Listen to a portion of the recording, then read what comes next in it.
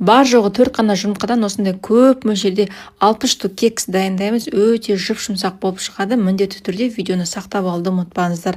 Алдымен бізге айранның кішкене бөлігіне ас содасын салып араластырып қоямыз. Осылай көпіршу керек.